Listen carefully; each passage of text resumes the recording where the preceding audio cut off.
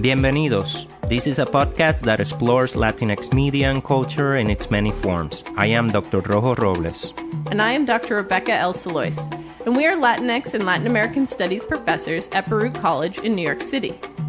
In this podcast, we will analyze Latinx film, television, literature, art, and cultures. We will consider how these works are perceived, analyze them, and investigate the real-world reflections and implication of that work on Latinx cultures in the U.S. and beyond. Welcome to Latinx Visions.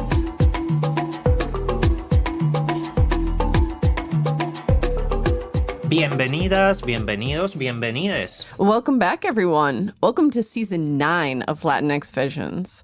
This season, the hilo, connecting our episodes, will be the border, or borders, plural, really. La frontera. La frontera. And this season, we're talking about one of the most overexposed and yet most understood topics in U.S. public life, and that is la frontera. That is the border, right? Yeah, politicians from both major parties have turned the border into a weapon, using it to craft narratives of invasion and war. They lean into fear, they lean into nationalism, they lean into plain racism. Mm-hmm. Migrants are painted as criminals, as threats, as faceless waves that must be stopped. But none of this is new. No. To really understand what's happening today, we have to see the border historically as part of a long continuum of U.S. expansion and imperialism. From Manifest Destiny, El Destino Manifiesto, and the war with Mexico, to the occupation of the Caribbean in and beyond 1898. The border has always been a stage for U.S. power to define itself against racialized others. What we're witnessing now is just the latest chapter. Yeah, and here's the thing. Lawmakers, white supremacist pundits, and even centrist politicians know how effective the border is as a discursive tool. They use it to stoke fear, to justify mass policing, to normalize surveillance, and to keep the prison and military-industrial complexes humming. And we're seeing that much more blatantly now, right? It's always existed, but it's a lot more in our face. All those viral clips and bad faith arguments online about border crises, they rarely come with context or accountability. Their job is to make migrants disposable while strengthening the nation state's grip. And meanwhile, discussions about the border are probably at an all-time high in public life, as I was saying, but the rhetoric is shallow. It's empty. It's loud, but offers no nuance, no humanity. And that's why we decided that for our 9th season, Latinx Visions needed to enter the chat. This season, we're centering Latinx voices, as always, artists, researchers, storytellers, graphic artists, who are offering counter-narratives, perspective that resist the flat, racist tropes dominating headlines. We'll highlight works that humanize migrants, that complicate the story, that insist on dignity over dehumanization. Above all, our goal this season is to remind listeners that the border is not a problem to be solved. Mm-hmm. It's a human reality to be reckoned with, one shaped by histories of colonialism and one still infused with possibility, stories of survival, resistance, and creativity that deserves to be heard. So join us. Let's look past the noise and into the visions that matter.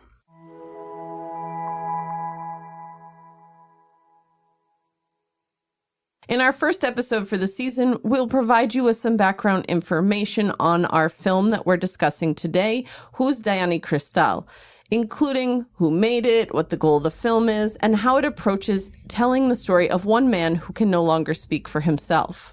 Then we will dive into our main topics. I will start off by exploring the parallels between the film and Francisco Cantu's memoir, The Line Becomes a River, and Rebecca will discuss whose story gets told and how it gets told. And in our connections segment, Rojo will consider the music in the film, and I'm going to talk about other migration narratives and how they approach telling these border stories. So today we want to spend some time with a documentary that delves into the experiences of border crossing from Honduras to the U.S., Who's Dayani Cristal, as we mentioned, directed by Mark Silver and Gael Garcia Bernal. The documentary, released in 2014, also juxtaposes a landscape of death and one of hope and resourcefulness. At its core, the film asks, what happens when a migrant dies in the desert, stripped of name, family, and recognition? How do we remember them, and what does their death say about the border itself? How can we restore human dignity? The documentary begins in the Pima County morgue in Arizona, where forensic investigators received the body of a man found in the Sonoran Desert. His only identifying marker is a tattoo across his chest that reads Dayani Cristal. From here, Silver and Bernal construct two parallel journeys: the scientific investigation in Arizona to restore this man's name, and Bernal's retracing of, or more so performing of, the migrant trail through Honduras, Guatemala, Mexico, and finally into the United States. By weaving these two threads together, the film creates a testimonio, one that reminds us that this man, like so many others who died in the desert, is not a statistic. He is a son, a husband, a father, a worker, and a man with deep spirituality and hope for his and his family's future.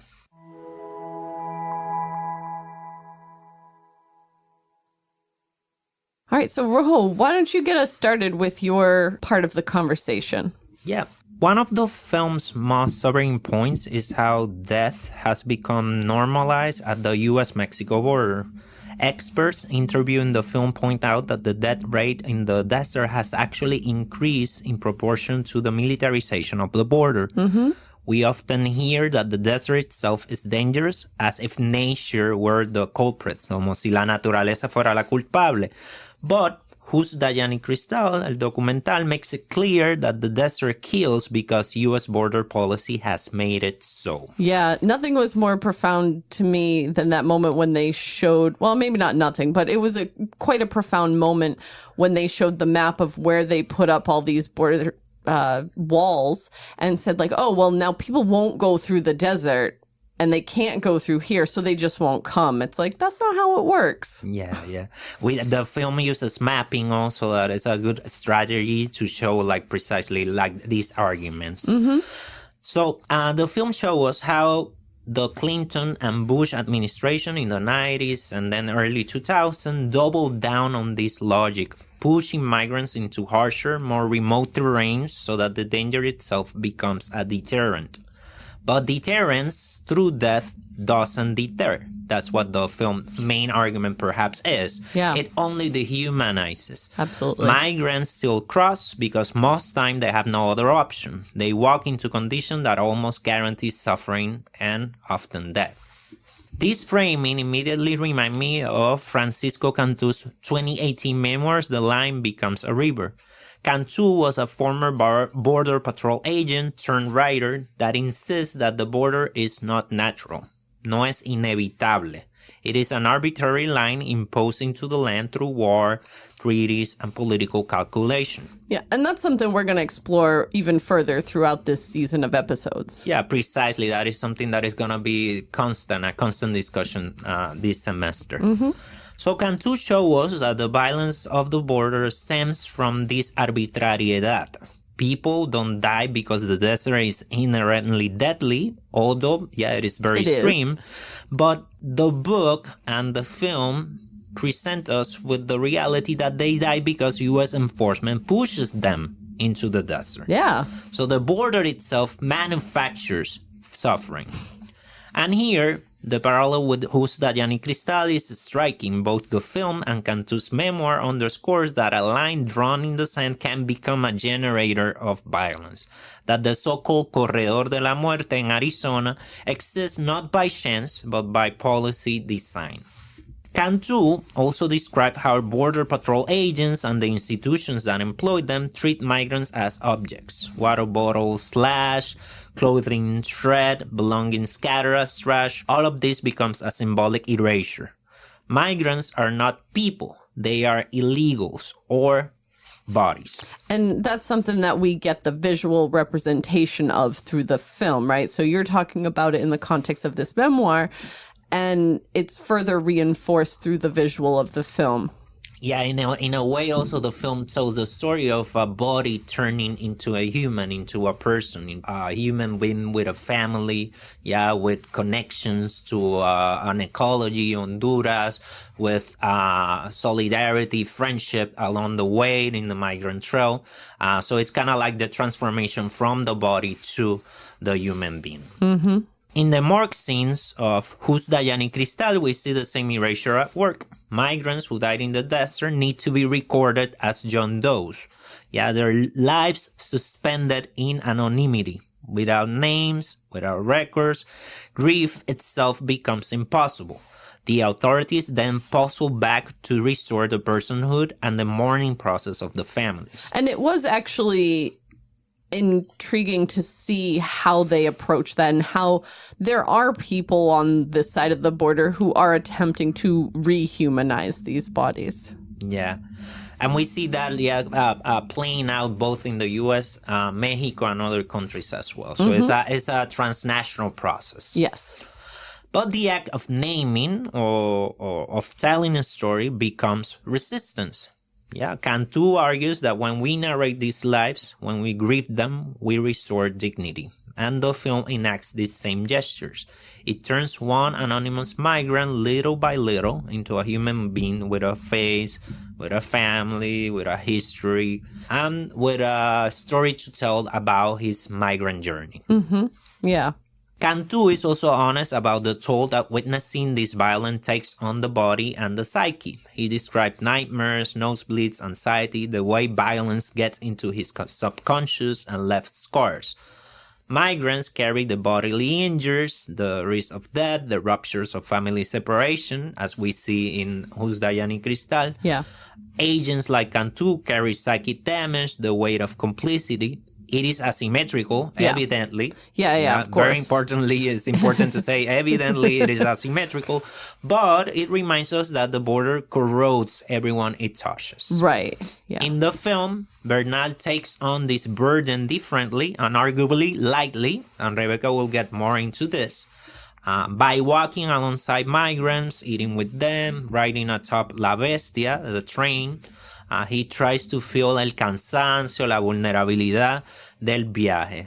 It is an act of empathy through performance, but also of witnessing, placing himself in proximity to stories often ignored in political discourse. Yeah, and it is, as you mentioned, something I will get into a bit more in my segment, but I do think there is an importance to sharing what that journey could look like with the viewer, right? Yeah, it is in a way like it's a very complex gesture, the one that he's presenting, and I'm sure you're gonna give us more on that. But it's definitely like a way to bring the viewer into the long journey along different borders, because it's not only the U.S.-Mexico border, it's also like the Mexican-Guatemala border, right? And the different ways migrants move through these different spaces. Yeah, and I do think showing that border crossing is just as important. You know, even though he says, like, there's not really a border here, that isn't always true depending on how the government, you know, he says at one point, like, oh, people are just like, there's no real like policing of this border between Guatemala and Mexico. What Rebecca is mentioning is like a comparison of the Guatemala-Mexico border versus the Mexico-U.S. border. Exactly. And how they look different and people act differently in these two different spaces, even though both are borders. Exactly, right? Yes. Yeah. And yet, the film does something that I feel is very important, is to highlight that amid the cruelty of the border and the death, within those spaces, the film is presenting spaces of love and dignity. Migrant shelters along La Ruta hacia el Norte encounter or find spaces, with beds, soccer games, telephones, food, and prayer. And these spaces, estos santuarios, are very important for the well-being and to recharge, while they're journeying to the United States. Right. Yeah. As you're saying, they're creating these sort of sanctuary type spaces for the migrants just to have a moment to be human on this journey. Yeah. And here, Yeah, what we see in these shelters are that migrants are not disposable. They are honored as heroes of history. That is one quote that one of the people working in the shelter says in the film. And for him, people risking everything to is what they're doing is preserving life and possibility for them, for the families, and even for their countries. Right. Yeah, the shelters even frame the migrant as a Christ-like figure, sacrificing, connecting worlds, resisting despair. These views reframe the borderlands as more than a site of death, and that is very important, and it was deeply needed because of the painful aspect of bearing witness to the death in the desert. It is also this, we see that these spaces, estos albergues, are also a site of care, solidarity, and resistance, almost like a continuation of the historical Underground Railroad. Protection and guidance in the face of systemic political violence. Whose Dayani Cristal and The Line Becomes a River both insist that borders are no son neutrales. They are political systems of violence that dehumanize, erase, and kill. But they also remind us that storytelling, naming, grieving, singing, sheltering, can create a counter border, a border of care. To remember Johan and his family, among them his young daughter, Dayani Cristal, is to resist erasure and affirm that every migrant life is essential, that every crossing contains a story that we need to hear. Yeah. For me, watching Who's Dayani Cristal for this episode, it was the first time I'd ever seen the film. And, we were talking about this before we started recording, I was a bit confused at first. I went into it knowing very little about it, just mostly that it was a documentary that took a forensic look at migration and the border. And then the first thing I see is Gael Garcia Bernal approaching a border wall and considering climbing it to cross the border. So that was the opening scene, the opening moment. And suddenly I'm questioning, is this a documentary? Is it not? Did I misunderstand this? And the reenactment or the play acting of crossing the border by someone with the privilege that Bernal has, it really threw me off. Yeah, this perhaps falls more than a documentary, falls more into the genre of docufiction, right? Or this hybrid, as a hybrid piece that is kind of creating new narrative within documentary techniques. Yeah, and for me, it wasn't enough biopic or fictional recreation, and it didn't. I think blending those two for me was a bit off-putting in moments. It's an experiment that sometimes works, sometimes doesn't. Yeah, but we see I'm sure that you're gonna get into the elements that didn't work. Yeah, absolutely. So shortly after this moment, it was confirmed that it was indeed a documentary, right? And one that told an important and often less considered story, right? That of identifying the deceased and notifying their families, and how difficult and honestly sometimes impossible that task can be. So what I want to talk about today is who gets to tell these stories, whose stories get told, and how do we tell them? Because as much as I appreciated what this film was sharing with us, I felt it was a bit exploitative at times. I'll get to that for sure. But I want to talk first about what worked and why I think this is a valuable film, despite the fictional elements that didn't work for me. The first thing is this idea of border forensics, right? That's not something that's often considered in... It's a very silent practice, right? Yeah. It's an element of the border and the stories about the border that is often veiled, right? Yeah. And honestly, I knew very little about the practice of border forensics, and I did appreciate hearing from the different individuals who worked to identify these people who were brought to them. There was a lot to learn about the process and specifically the struggles with identifying these people, right? The lack of databases that have, information about people who maybe crossed undocumented previously and so on. And getting that information was difficult.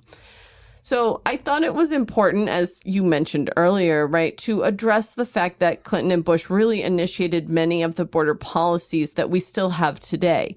This is not something new under the Trump administration. You know, sure, he's a lot louder about it, but this has been happening for decades. And we know this because this film came out before he even ran for president. And it's very connected also. We haven't talked about that, but the war on drugs. Yes. Yeah, very of the 70s and the Nixon era. Oh, it goes way well. back. Yeah. And it goes back to the 19th century, as we mentioned at the beginning, right? But yes, right. But the militarization in specific, the type of militarization and policing is very connected to those two administrations, right. the Clinton and Bush administration. Yeah. The initiation of these walls, right, really comes with their administrations. You know, we're told, as you mentioned, that undocumented crossings were down at the time this film was made, but that the deaths were up, right? It's because just as many people were attempting to cross, but majority of them were not finding success. So seeing this reminded me of just how much these people who are risking their lives to reach this country are treated like objects and numbers by the U.S. government. Their statistics, their data, like that's all they are to so many on the U.S. side of the border. They're just, as you mentioned, John Does.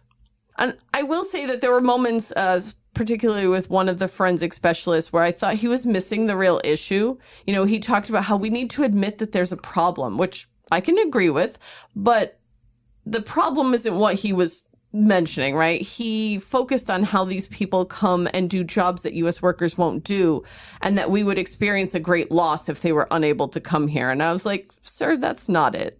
That's not it. It misses the point, right? Why are these individuals making the trek from Honduras, from El Salvador, from Guatemala and other countries, right? What are the circumstances in their home countries and what caused those circumstances? And I'll give you a 3-word answer. The United States. Maybe a good documentary to kind of like see alongside this one will be Harvest of Empire. It's also like from those years as well, and it is based on Juan Gonzalez's book, now canonical book, Harvest of Empire. But it gets more into how U.S. intervention in Central America, right, in Latin America has created this crisis. Yeah, right? And that's something I teach in my introduction to Latin American studies class. That is part of Latino studies. That is part of Black Latin American story, right? We need to get into those stories here at BLS. And that's...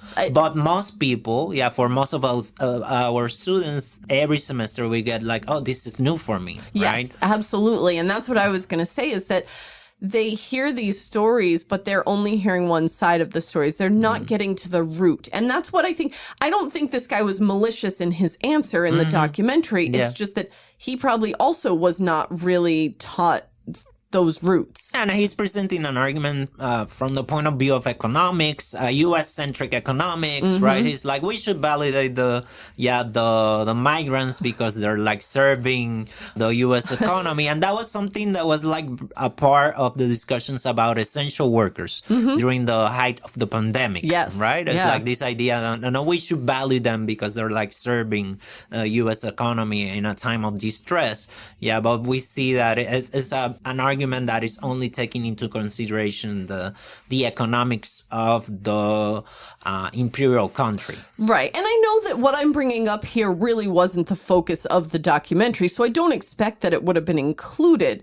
But I did feel that including the forensic experts' comments sent a message that we should let people cross the border because they'll do the labors that U.S. workers don't want to do. And I feel like that objectifies them in its own way, right? That they're just a source of economic growth for the country and not humans who are trying to make a living and to survive and to support their families and just to simply exist. Yeah, and they're also like embodiments of a very complex history of colonialism and intervention and militarization and Cold War policy in the region. Yeah, so that's what I wanted to kind of bring up, right? This idea of the U.S. playing a role in the migration from Central America and Mexico and other countries as well, being at its root, like the issue is colonialism and economic exploitation. It's also the supporting of dictatorial governments and actually the creation of them in some countries, right? It's sending arms to war-torn countries. These are all things that the United States has done that has pushed migration from the other countries in the Americas to the United States. In Hernan Orna's book, A People's History of Latin America, he discusses the U.S. interventions in Nicaragua, particularly dating back to Reagan. And he also mentions supporting Salvadorian military establishments to prevent what, the U.S. government called another Cuba. And even he addresses the exploitation by the United Fruit Company in Honduras. And these are all factors that play into these migration patterns that we're seeing today. At the end of his chapter on Central America, he writes, "The United States is determined to maintain its omnipresence in the Central American region. The details and consequences of American foreign policy in Central America should be understood by the majority of the American people. They are part of the problem as well as the solution." And I think that's a great point to bring up. Yeah, Valeria Luiselli also has that argument that to really address the border, you need the cooperation and of multiple countries, right? That the solution is not coming only from Mexico or from Honduras or from El Salvador or from the U.S. It's about how can we engage in a dialogue that create different circumstances. Yeah. I think another part of the film that really worked for me was the interviews with the family, right? I think this was really important. That's part of that humanization part of this story, right? There was no suspense as to whether or not they were able to locate Johan's family. And I think that's okay. That's an editorial choice that I think really worked in this case. We didn't necessarily know who he was. We didn't get his name until later in the film. But and the last thing we get is his face, his photograph, right? Right. But we do get to meet his family, right? And I think why this really worked was that these individuals consented to being interviewed. They had the opportunity to share their stories about Johan, and their perspectives really, really did help humanize the story that was being told. I think if it solely focused on the forensic aspect, it might have read as a bit cold. It wouldn't have added that human element. In an interview that I watched with Gael Garcia Bernal, director Mark Silver, and producer Lucas Ochoa at the Sundance Film Festival, they spoke to this idea of wanting to humanize the project, to have audiences understand that these are real people with real motivations and that their stories should be told. But one thing I struggled with in this film was the interspersing of the dramatic sequences with Gael. The way it was filmed, or the way it was edited maybe, made it seem like he was truly going on this journey. He was meant to be seen as one of the migrants. The film description tells us that he's trying to retrace Johan's journey. But, I find it hard to believe he would have done the whole thing. I mean, but I don't think that was ever tried to be pushed to us, that he was doing it beat by beat. It was almost like a highlights tour of the journey. I get it. It's a deadly journey. You shouldn't do the whole thing just for fun. Yeah, it just shouldn't. But what happened, what I was seeing was that he acted like he was really doing it. Like the people that he encountered on the journey didn't know who he was. And in the same Sundance Film Festival interview that I just mentioned, he was asked if people recognized him, and he said yes, because of course he's super famous in Mexico, and especially at that time, like that was Yeah, he's very famous globally. I will globally. say he's one of the most like recognizable faces of Latin American cinema, especially in the Absolutely. 21st century, right? And also like he became kind of like a symbol of Latin American in many of the films of Yeah. this era. Also, let's remember that he played Che Guevara, young Che Guevara, traveling throughout Latin America in Diaries, Motorcycle Diaries, right? Diarios de la Motocicleta, right? There's also another film, Even the Rain, where he plays a filmmaker going into Bolivia to film or to shoot a film, about Columbus exploitation, but then he exploits the indigenous people in Bolivia. And in these films, what is interesting, I feel like that was lacking. I agree with you that was lacking in Who's Dayani Cristal, is that there's a self-awareness, right, of the privilege of An Che Guevara, acknowledgement. and Gael also as an actor playing Che Guevara, and in the other film about a filmmaker, even coming from Latin America, also exploiting fellow Latin American people or engaging in similar practices of exploitation. Here, that self-awareness was lacking, right? As it's not, or at least it wasn't as clear as in those other films where those different perspectives and contrasts are really highlighted, and the positionality of the characters or the voices or the embodiments are really clear. Yeah, yeah. And that's what I think was, like you said, lacking here, right? You know, as I was watching the film, I was thinking, okay, either he's fooling the people he's talking to, acting like he truly is a migrant just like they were, or he was fooling the audience, making us think that the people he was talking to didn't know him or what he was doing. At one point, he kind of like mentions, and we were talking about this before, right? Before we start recording, and it's like he kind of like mentions or points out about the possibility that they're allowing him to play he's a part, or that retracing. he's kind of like rehearsing a role to some extent, that he's kind of like performing as, that he's kind of like a presence that is kind of like going through the different stages, but it's unclear, Yeah, right? and even And it's not acknowledging- very critical, that moment of acknowledging the performative aspect of his presence in the film. And even acknowledging it doesn't make it okay to me, you know, and this is like, yes, this is what I'm doing, but should you? That's, you know, I just, like I said, it felt exploitative. Like when he was talking to the guy on the bus and showing him pictures of his daughter, like, is this his real daughter? Or was it just an act? Did that guy know who he was? You know, and I found it unlikely that this other man would have shared his true identity. He's like, oh, who are you? Where are you from? Where are you going? It's like, a lot of people are just very close-lipped on those sort of subjects because they don't want to be exposed. Yeah.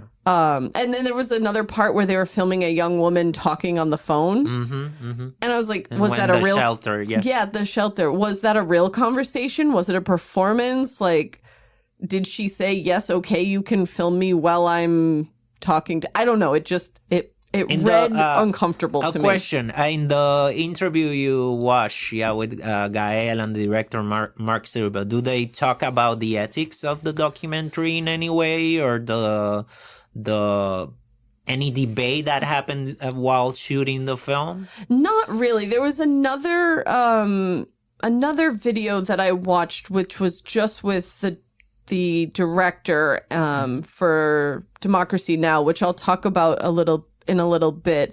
And she sort of attempted a question in that direction, but I felt like the director sort of skirted around the ethics element of that question. Yeah. It was more just like, this is how we did it.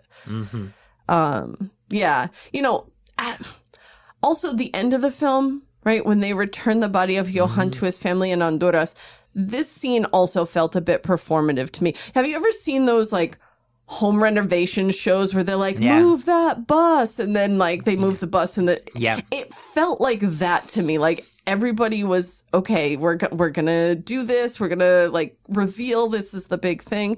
You know, don't get me wrong, it was a beautiful thing that they were able to do that, but having everyone standing outside in the dark at night as he returned to his hometown really felt staged to me. You know, and I can't say for certain what took place. That's just how it read. Oh, I mean, there's an element of posing also, but it's very explicit that they're like posing with some of those moments, Yeah, that's there's for like sure. something that is very clear that they're like posing for the camera and they're Yes. acknowledging the camera. Yeah, so That part made sense. Yeah. But there's a combination of is it really staged? Are they performing the return? Yeah, what is really happening? Yeah. Again, like there's many experimentation in this film regarding what is like it put us in the terrain of being critical about the documentary genre, and this film could be like really interesting to analyze from that point of view, like the ethics of documentary, what a documentary does, what are the lines or the borders using, like cuáles son las fronteras del documental, to what extent they're really like telling a real story or creating a story or creating the story. So it's a very like interesting film that could worth allow analyzing. for worth analyzing and problematizing. Yeah. Es importante problematizarlo también. Absolutely. You know, and the one thing that really got me about bringing his body back was it made me question, like, would they have been able to do that if it hadn't been for this film, right? So many people have their loved ones identified when they've lost them, you know, to the border, but they are unable to afford the cost of recovering the bodies and having their family members return to their home country. You know, it is an expensive process, and especially not as ashes. It was his body that was returned. Yeah. And again, don't get me wrong, I'm glad the family had this opportunity, but it makes me think about all the others who can't afford to do the same because no one's making a film about that particular story. Yeah, we see la madre de Johan like talks about that, how grateful she is, not because of what happened, but the fact that she's able to mourn. Yes.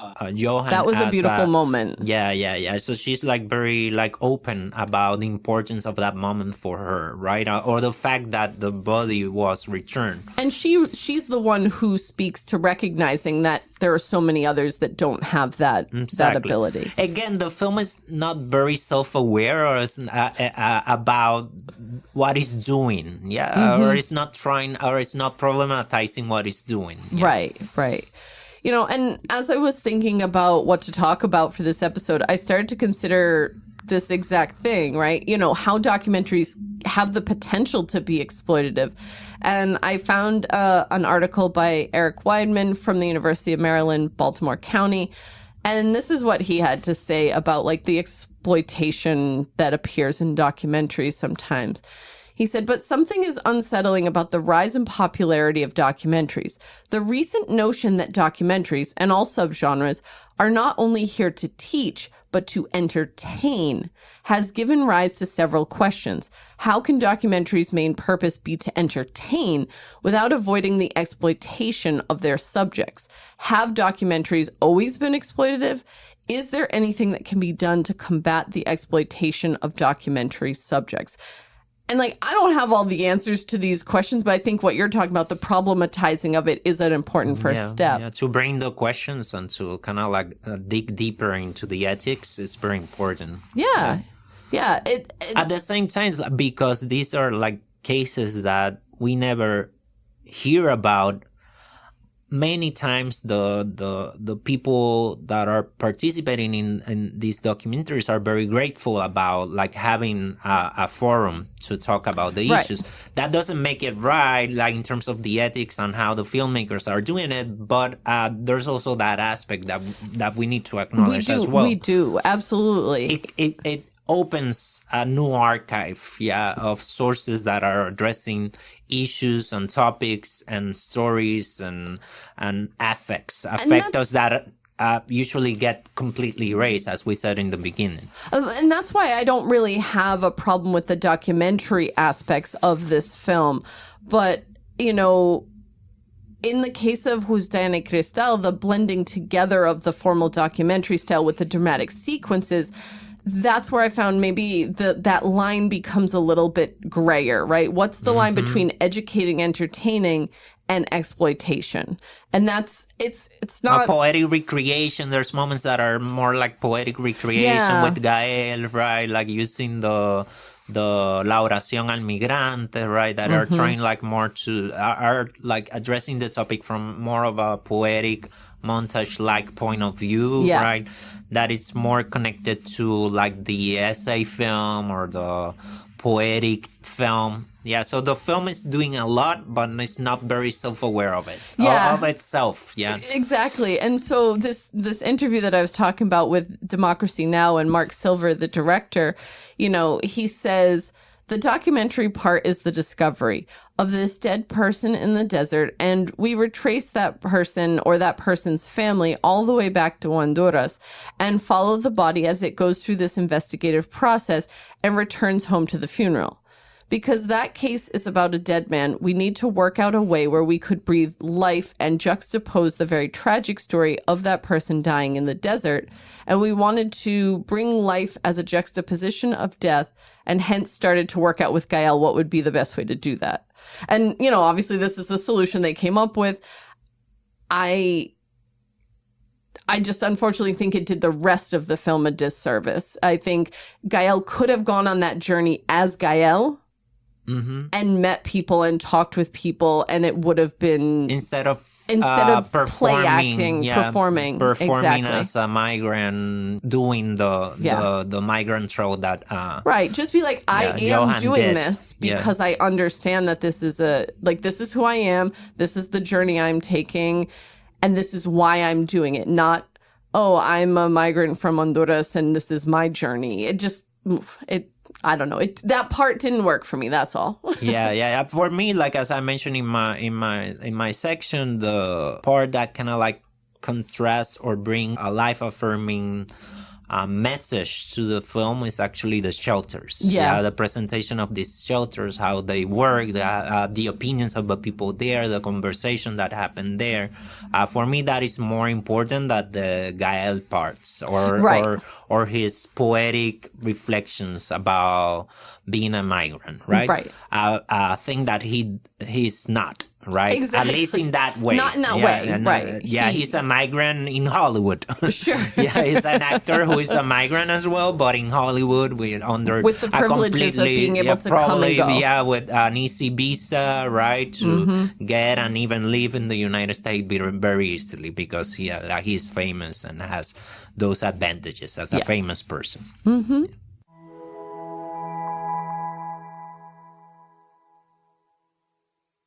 We always like to connect our sources, and we already have done that, bringing like the book by Francisco Cantu, right, and thinking about other interviews, but we always like to create like some connection with other sources, or to think about how the films are creating connections, within it itself, right? And I want to talk about the music, I really like the music selection, but not because necessarily I like the songs, or that I do, but it's beyond that. It's right? What the songs do, I imagine. It's what the songs are doing, And the music woven in Who's Dayani Cristal, I think they're like very important because they're part of the storytelling. It's another layer of testimony, again, that perhaps is more successful. Each song brings with it a history, a geography, and a vision of solidarity. Together, they help us think about the border not only as a space of death, but as a site of memory, resistance, and connection. And let's start with Calle 13's Latino America. Okay. These songs playing in the opening credit is a contemporary anthem by now, a call to remember the collective strength of the region. Calle 13 reclaims Nuestra América, Jose Marti's hemispheric dream, but updates it with the textures of today's struggles. That could be mining, corporate theft, displacement, and migration. Sure. And the song proposes that Latin America is not poor, not weak, but rich in culture, in music, in language, and most of all, resistance and refusal. El Coro reminds us that natural resources, rivers, and mountains cannot belong to corporations or nation-states. They are part of humanity's inheritance. And here, humans are the stewards of nature. By including Latin America, the film reframes the migrant not as an illegal or a body or an invaded, but as a vessel of this hemispheric spirit, someone whose journey embodies centuries of resistance to colonialism and neocolonialism. Right, not just a body, but one that embodies. Yeah, precisely. And then comes Yacine Bey, also known as Mos Def, with No Hay Nada Más. Here, the mood shift. Unlike Calle 13's epics, this track is stripped down, intimate, and fragile. It was played through a montage at the migrant shelter. Bey sings in Spanish, making an intentional gesture of solidarity with Latin American migrants, while also carrying in the resonance of African American struggle and diasporic kinship. Diasporic as in the African diaspora. Right. Lyrically, it's about endings, finales, and radical change. About what's left after love or after loss. Is about mourning as well. In the context of the film, it feels like an elegy for the migrant's journey or even for life itself.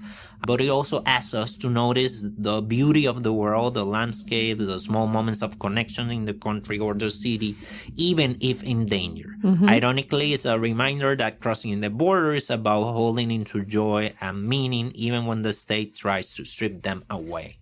By including this track, the film expands the frame. The U.S.-Mexico border is racialized in the same way other communities are racial, like Black, Arab, Indigenous, Latinx.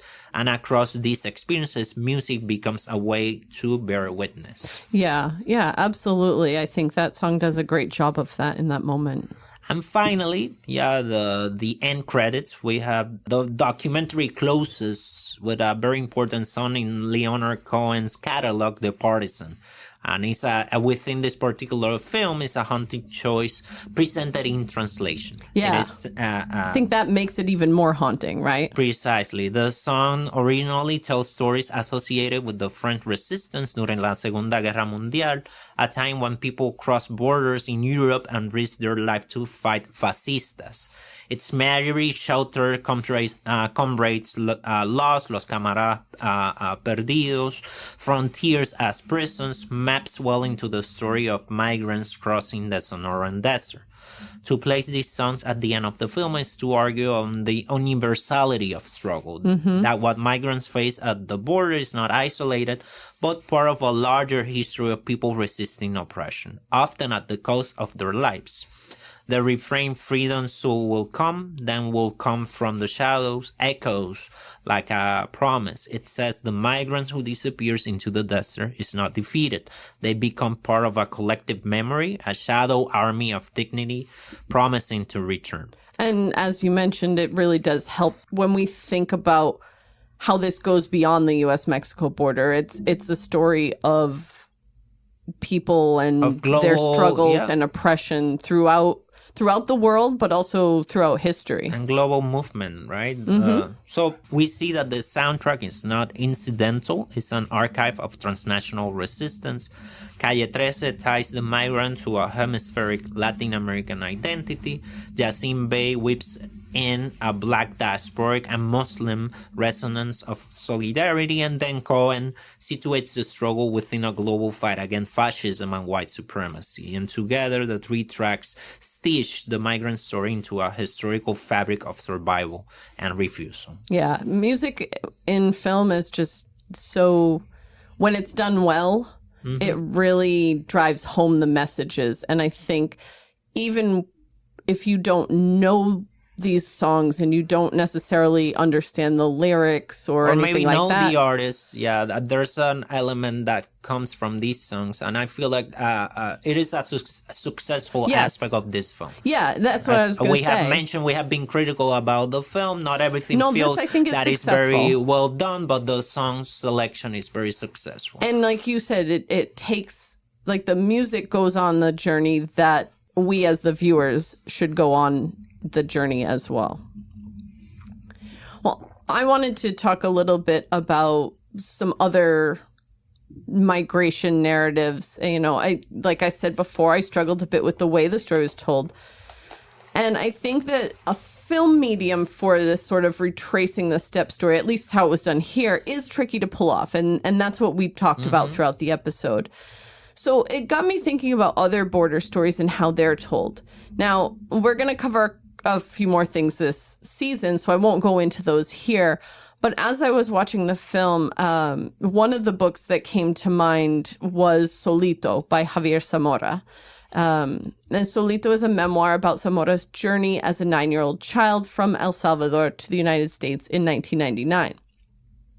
It was a journey that he, in essence, took on his own. I mean, he was with others. He did have a group, but his parents were already in the U.S. And if the members of his group had been unsympathetic about a young boy traveling without his parents, like, he never would have made it. He created a family within his migration journey with a mother figure, a father figure, and a sister.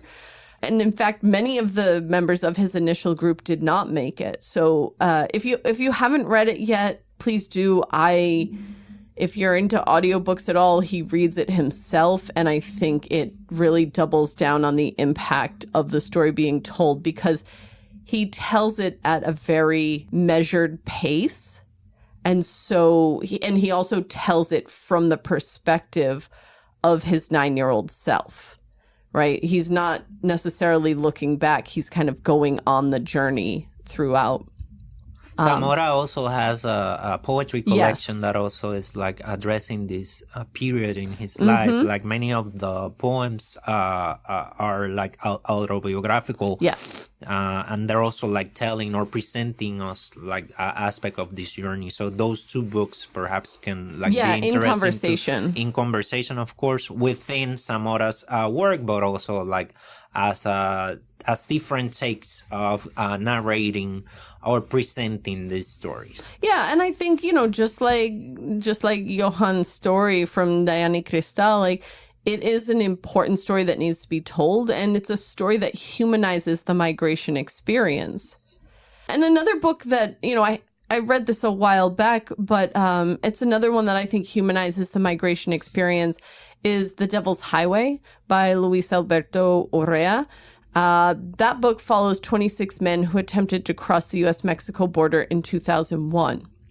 And again, thinking about these years and the fact that, like, we were talking about Clinton and Bush and so on, like, these stories, it's no coincidence that they are from that era, right? I picked them with intention here.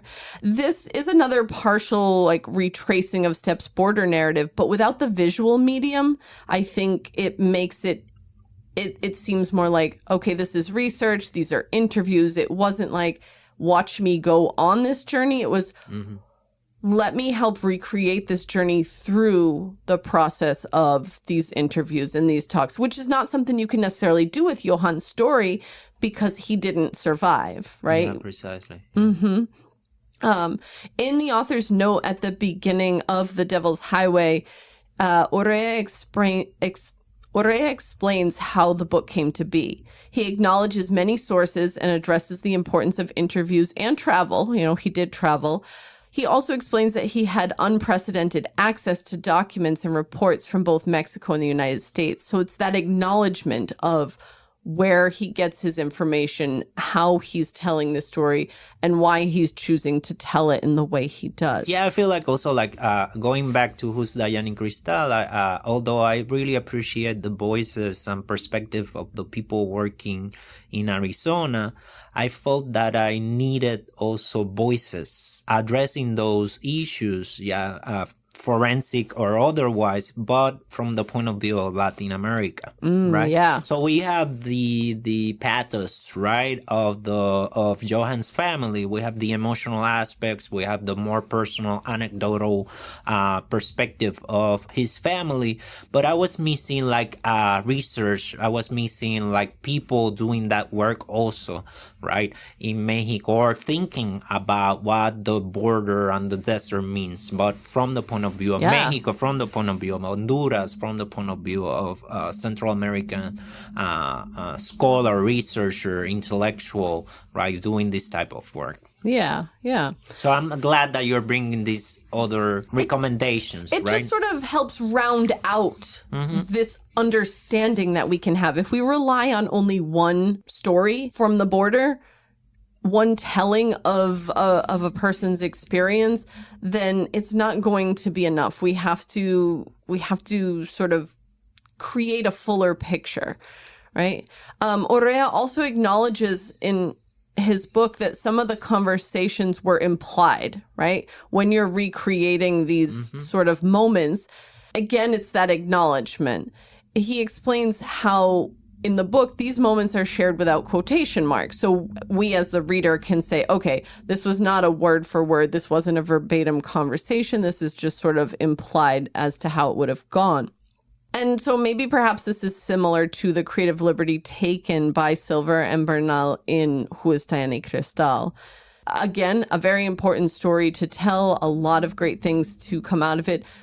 I completely agree with you. It's the kind of film that should be watched and talked about for the strengths as well as the weaknesses. Yeah, from the content, from its discourse, but also from the point of view of form and what the form is doing in these cases. I feel like it's very important. It's important to highlight that we have a course in BLS. Yeah, shout out to Lisbeth, who is teaching this course, the U.S.-Mexico border. Yeah, we have that course. She's been teaching it, and she really humanizes that experience as well through a lot of her mural projects and so on. Humanizing deportation also, so it's similar to the type of practice that these filmmakers and artists are trying to do. Yes.